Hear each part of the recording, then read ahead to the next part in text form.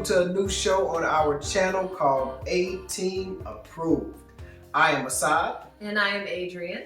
And this show is a review show where we review books, art, music, restaurants, some of our favorite things, and give you our opinions on them and why we like them and love them so much and why we approve of them. And why we think you should approve of them. Right. So today we are very excited. This is our first episode, but we're very excited to review the book Caste by Isabel Wilkerson.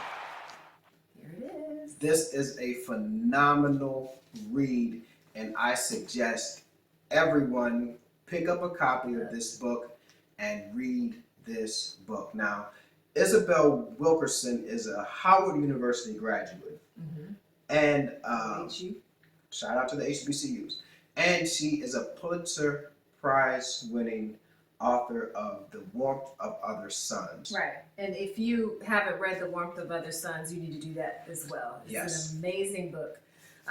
But Caste really is born out of The Warmth of Other Suns. She was writing the book, and she said that by the time she ended the book, she realized that the word race and racism just wasn't strong enough to really capture the experience of Black Americans. And so that's when she started to really jump into this book. It is kind of reframing racism in America using the caste system or using the framework of a caste system. Isabella spent a lot of time researching the caste system in India, which is probably the oldest and most recognizable caste system. And she also spent some time looking at Nazi Germany and just looking at the systems, and that way we could get this kind of global comparison or purview into the system that we have set up here, right, which is a race-based caste system. What I found interesting was the title of the book, Caste, as well as the subtitle, The Origins of Our Discontent. Now, when just in general, aside from the book, when we think of a caste system, it immediately invokes thoughts of a system that is unfair, that is unjust. Right? So when you use that perspective lens on the American system and juxtapose that with the ideals of life, liberty, pursuit of happiness, equality, it really shatters the image that America is these things, that America is a just place, that America is a place of liberty, America is a place of equality, because there's a deeply entrenched caste system in America, and Black Americans happen to be the bottom caste. Yeah. And I think that leads us to the second part of the title, The Origins of Our Discontent. I really meditated on that word discontent and wondered why she didn't just call it the American caste system or caste in America. Why the origins of our discontent? And as Black Americans, it is a signal to Black Americans, right? We have been in a state, a perpetual state of discontentment. Definitely in 2020 with the George Floyd protests, with Breonna Taylor's protest and the Black Lives Matter movement, but the Civil Rights Movement, the Black Power movement, the abolitionist movement, right? So slave revolts. So the origins of our discontent is the caste system. So I thought that was very important to point out. So racism, right? She doesn't use the word racism to describe what we're experiencing. And I think it goes back to understanding what she means by caste. Do you want to touch on that? Yeah, so and I'll quote her here. She says, caste is an arbitrary construction of human division. It's a way to assign value to a person within a society on some kind of arbitrarily chosen characteristics, which in the United States is race. Happens to be race. Yeah. And I think she describes racism as not a strong enough word or not an accurate word to describe the American system. I say it's too soggy. It's not firm enough for us to really grasp this concept of caste. Racism is, I think she describes it as caste is the skeleton and race is the meat, Yeah. the flesh, something very similar to that. In the American context, we think of racism as some isolated incident that someone didn't give us a job because we were black.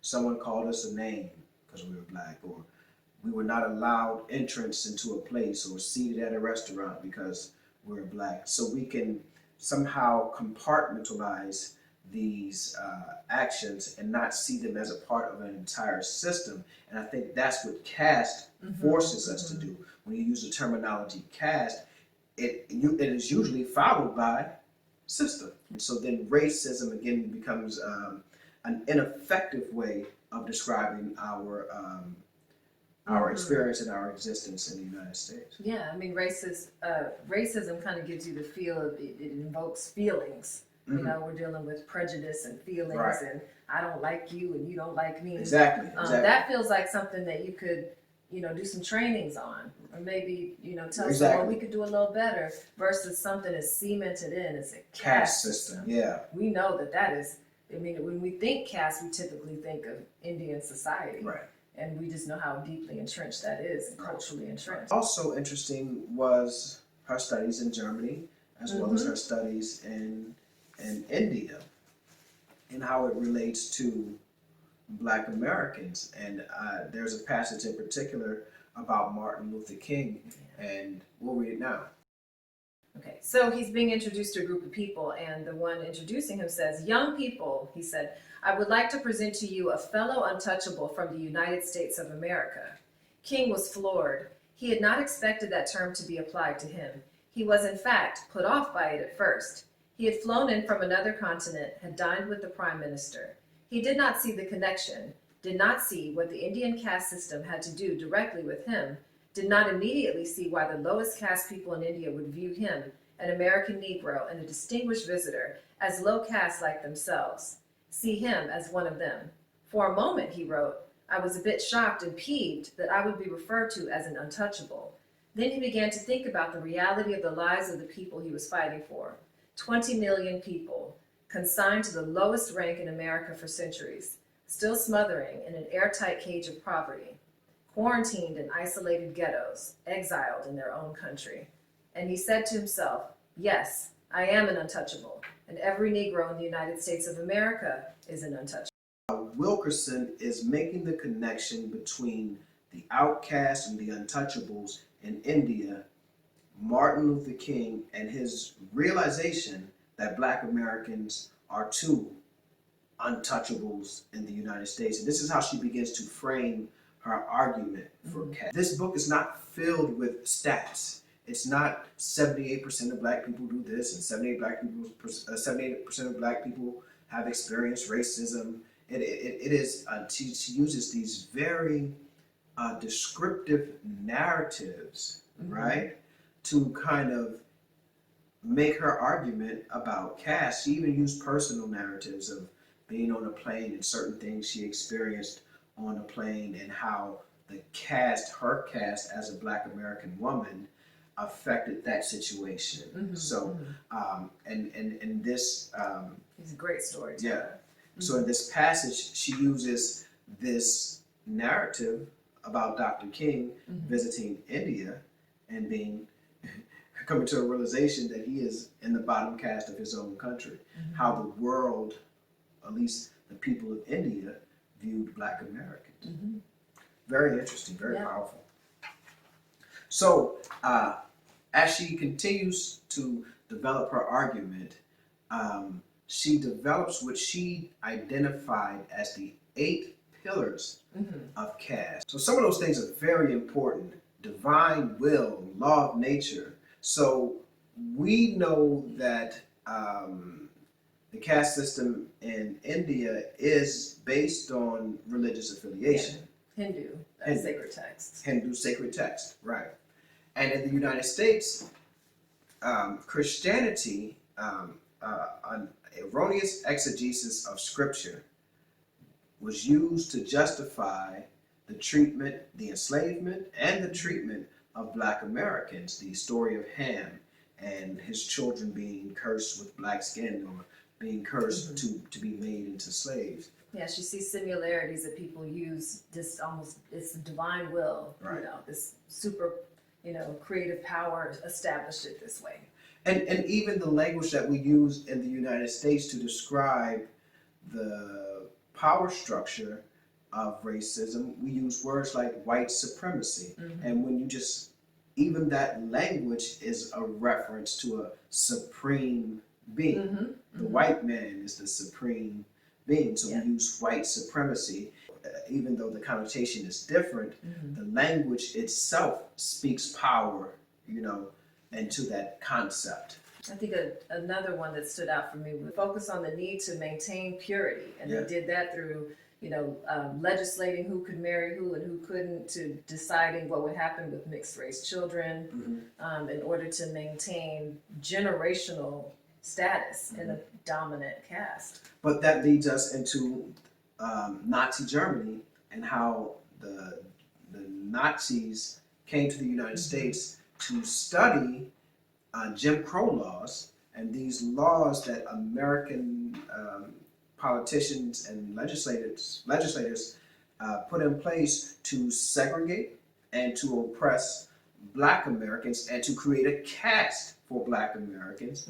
And again, the Nazis came to the United States to study this in order to go back to Germany and create a caste system for Jewish Germans. Right. I believe there's a passage on page 88 that is very interesting of how the German Nazis responded to some of the American Jim Crow laws.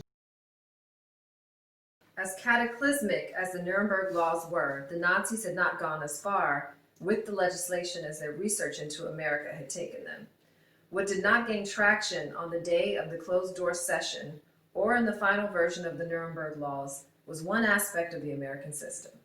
While the Nazis praised the American commitment to legislating racial purity, they could not abide the unforgiving hardness under which an American man or woman who has even a drop of Negro blood in their veins counted as Black, Whitman wrote.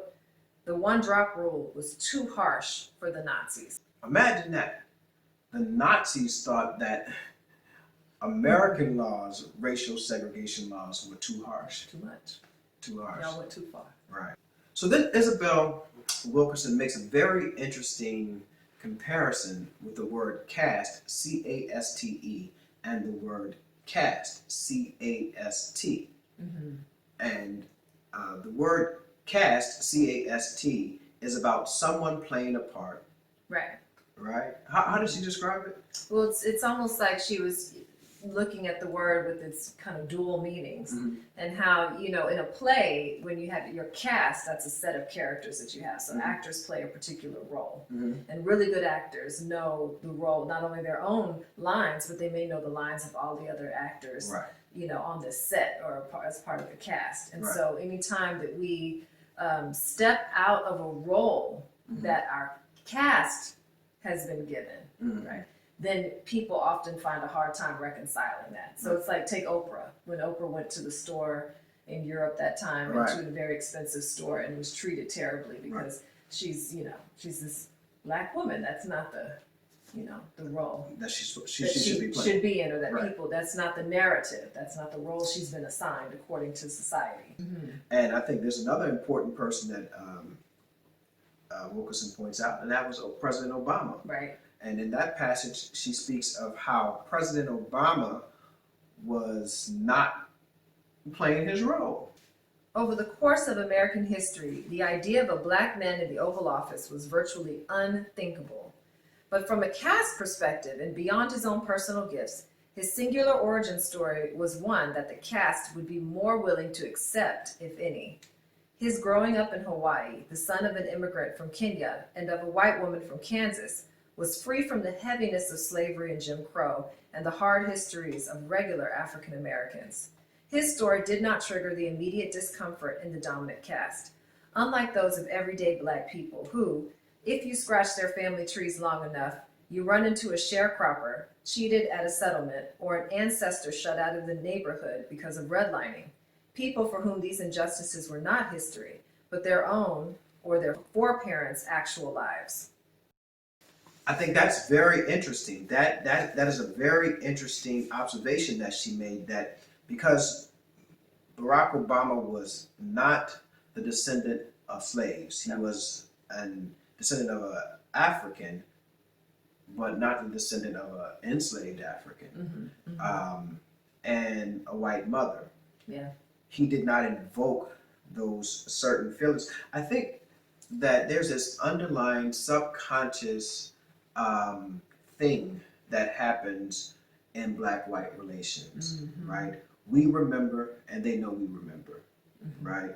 They know that we are discontent. Right.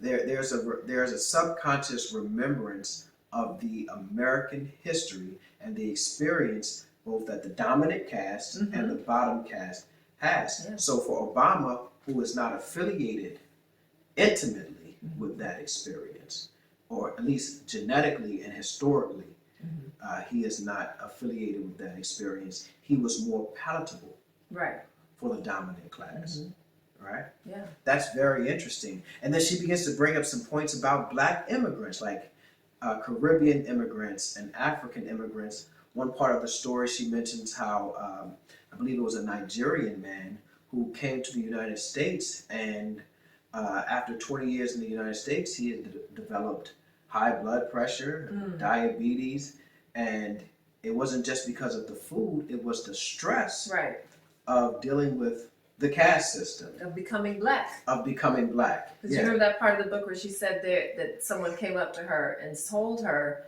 there are no blacks in Africa. Right. And it took her aback for a second, because what that means is that they don't have to identify as black. They identify as whatever ethnic group, everyone around them looks like them, so they don't carry that with them, the heaviness and the weight of blackness. Right. That's kind of some of the reasons why we speak of moving to the continent, because you and I have both experienced what it's like to be in a place where everyone is the same color, and there may be a social stratification.